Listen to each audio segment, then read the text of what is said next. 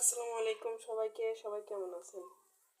আজকে আমি চলে এসেছি একদম ছোট চিংড়ি দিয়ে চচ্চড়ি চচ্চড়ি রেসিপি।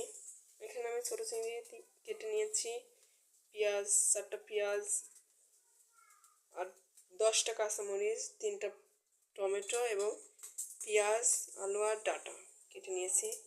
তো রান্নাটা চলুন শুরু করা যাক। এখানে আমি কড়াইটা গরম করে নিয়েছি, তার মধ্যে দিয়ে দিব আমি সয়াবিন তেল।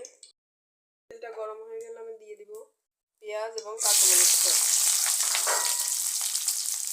এগুলোকে নাড়াচাড়া দিয়ে নরম হয়ে আসলে মশলাগুলো, পেঁয়াজ আর মরিচটা যখন একটু নরম হয়ে আসবে তখন আমি এখানে অ্যাড করে দিব ধনিয়া গুঁড়া, জিরা গুঁড়া আর হলুদ এবং লবণের গুঁড়া।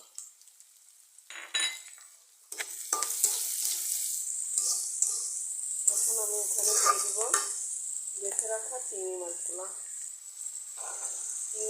দিয়ে একটু ভালো করে ভেজে কষে নিতে হবে।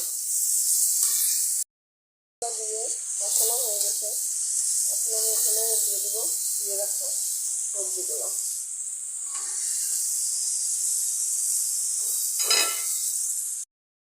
দেওয়া হয়ে গেলে আমি ভালো মতো উল্টিয়ে পাল্টিয়ে নিয়ে এটাকে ঢেকে রান্না করে নেব 5 মিনিটের জন্য।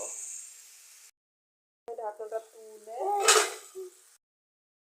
তুলে অনেকটা একটু উল্টিয়ে পাল্টিয়ে নিয়ে এখানে আমি পরিমাণ মতো পানি অ্যাড করে দেব।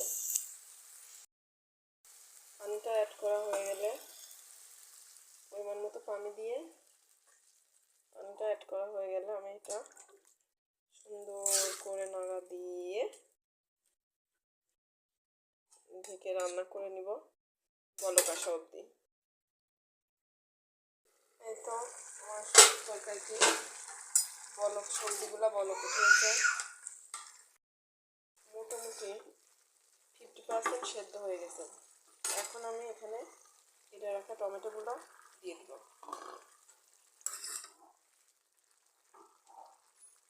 দিয়ে ঢেকে রেখে দিব আবার 10 মিনিটের জন্য। রেখে দিব 10 মিনিটের জন্য।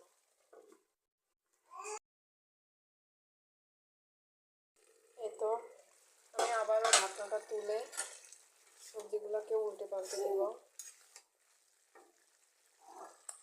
উল্টে পাল্টে দেওয়া হয়ে গেলে আমি এটাকে আবারও ঢেকে রান্না করে নিব। আমি রান্না করে নিব 10 মিনিটের মতো। এই তো আমার তরকারি ওকে। রেসিপিটা আমি এখন আপনাদেরকে পরিবেশন করে দেখাচ্ছি।